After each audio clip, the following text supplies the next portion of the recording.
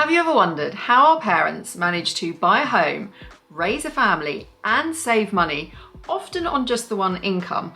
Well, today, many of us are juggling two salaries and still feel broke. Part of the answer is something that's been coined luxury poverty, a situation where we spend freely on small luxuries such as subscription, gadgets, and lifestyle upgrades, while the big financial milestones such as owning your own home or retiring comfortably for many people feel further out of reach than ever. I want to take a closer look at why our parents seem to have been better at saving money than we are. By we, I mean millennials and Gen Z. The habits, the circumstances, and most importantly, what can we learn from them? So let's kick it off with income. For our parents, one salary could support a family. They would have to budget, of course, but it was entirely common and completely doable for just the one parent to work. In the UK in 1970, the average salary was about £1,600 and the average home cost about £4,975, so roughly 3 times the annual income. But today, the average UK salary is around £35,000, but the average home price is about £285,000. That's over 8 times. House prices in England have rocketed by 69% since 2014 alone, while wages have stagnated.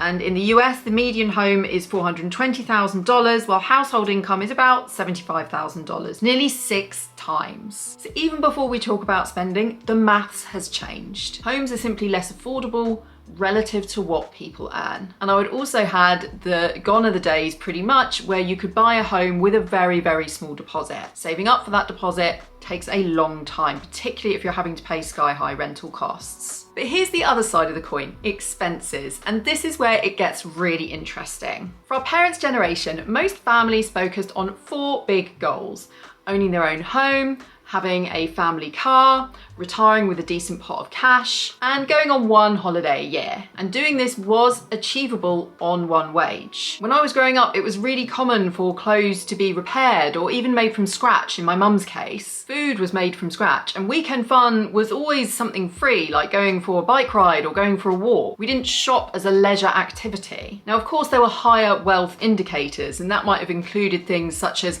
having Sky TV, having a decent internet connection at home, having access to a computer in your own room, maybe owning a nicer car, and also owning a designer watch. And what's interesting about today's expenses is that the script has flipped, and this is where that luxury poverty comes in. Having the nice TV, having the subscription services, having the fancy gym membership, and being able to afford to tap into trends and fads such as the Labubu have become completely normalized. Wearing designer clothes is no longer a marker of the wealthy alone. These are no longer outward indicators of wealth, they're just the basics. I think what's happened here is that with finances stretched by the cost of living crisis and with the future uncertain, young people have prioritized experiences and lifestyle upgrades, fashion, cars, holidays that provide immediate identity and satisfaction, and often marketed as symbols of status. It's become entirely normal to upgrade your wardrobe throughout the course of the year. Flexes such as a fancy watch and a designer handbag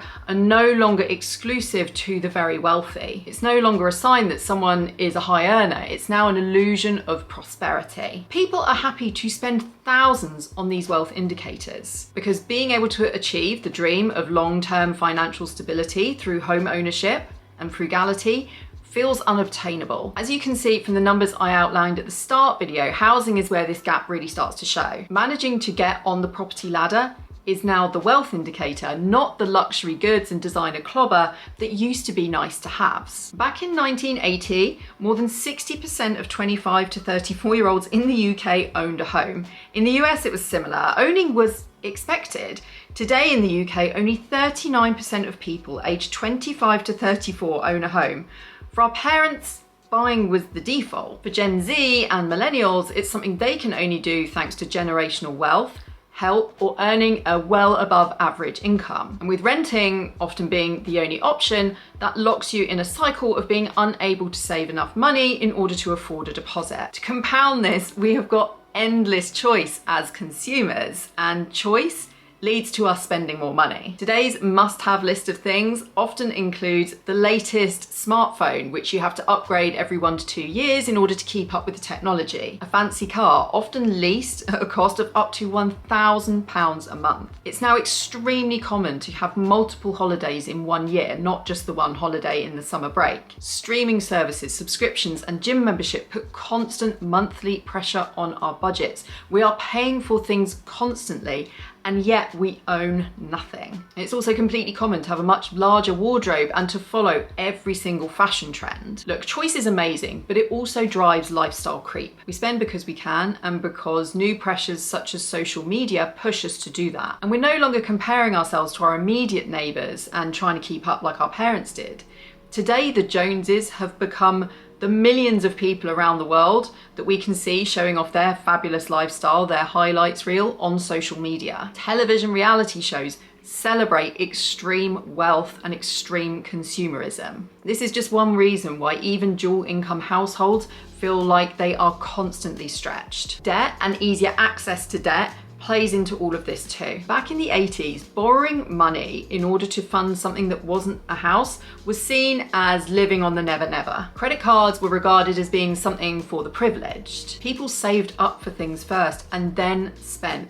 Taking on any kind of debt carried stigma with it. Today in the UK, household debt, excluding mortgages, is around £2,400 per person. In the US, credit card debt hit $1.1 trillion. Add in schemes such as buy now, pay later, which you can now use even to pay for your takeaway, and you can see why debt has become completely normalized. Think of it like this: borrowing money because you cannot be bothered to cook. That is a significant attitude shift. What this ease of access to debt means is that it makes today's excessive spending habits feel completely obtainable and affordable, and leaves no room for pause to stop and think, can I actually afford this? Everyone is living in the immediate moment, but ultimately all we're doing is constantly borrowing money from our future selves. Debt has come to be seen as a new form of income, and it is holding people back financially. Another area to look at is saving and investing, and here we can actually see a few positives. Our parents leaned on things such as traditional bank savings accounts, gold, and bonds.